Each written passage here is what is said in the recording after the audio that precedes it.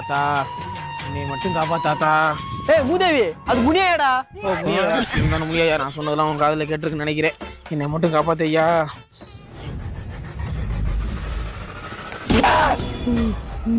என்ன சொன்ன உன் காதில் கேட்டால என்ன குறிக்கோளை நீ நிறைவேற்றி வைப்பே மாட்டியா?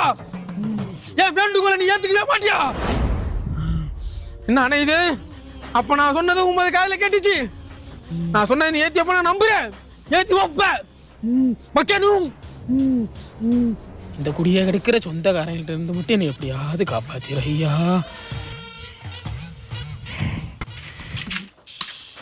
பங்காளி என்ன பண்றிய? தொட்டி கட்டினா பன்னிக்குடி பொறிச்சி புள்ளக்குடி பொறிஞ்சு சொன்னாங்க, அதை கட்டிட்டு இருக்கேன். அதுக்கு முதல்ல தாலி கட்டணும் பங்காளி.